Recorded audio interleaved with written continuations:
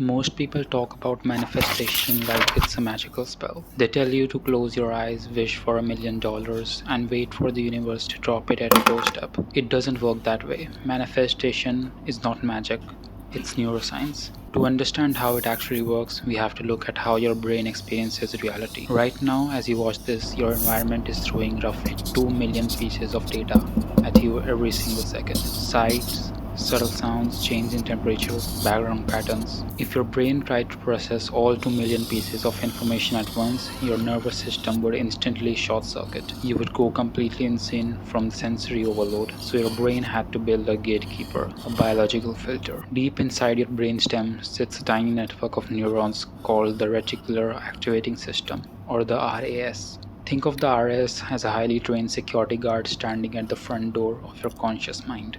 Its only job is to block out 99% of reality, letting in only what keeps you safe and what you deem important. Let's explain this like you are 5 years old. Imagine you decide you want to buy a specific type of car, let's say a bright red sports car.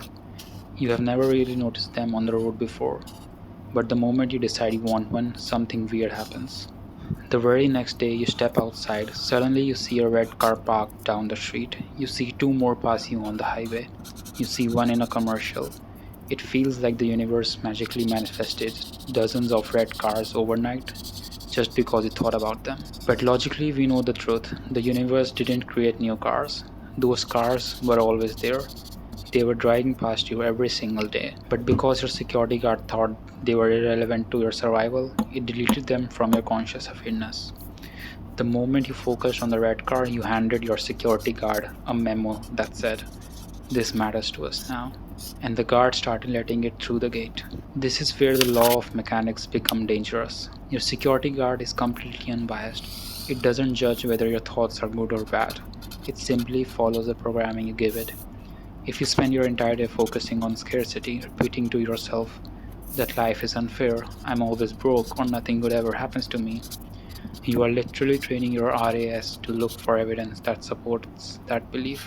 Your brain will actively ignore every hidden opportunity, every positive encounter, and every open door because it is actively filtering for decay. It will find exactly what you told it to look for, confirming your misery and making you believe it's your destiny. You are not unlucky, you have just poorly programmed your gatekeeper.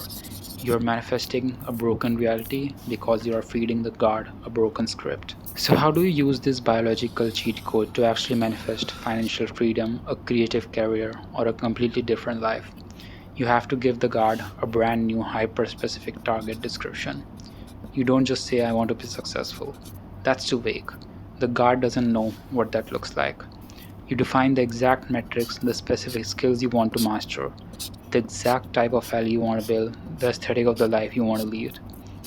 When you write your goals down daily, when you visualize the execution, and when you study the mechanics of the people who have done it before you are upgrading your neural pathways. Suddenly, your environment shifts. You start noticing an article that sparks an idea. You notice a connection you would have normally walked past. You see a strategic angle in a high stakes conversation that allows you to claim your ground. The opportunities are not appearing out of thin air. Your eyes are just finally open to them. Stop waiting for the universe to drop a miracle on your lap. Program your card, pick up your tools, and build the reality yourself. If you like this video, let me know your comments down below, and I will see you in the next one.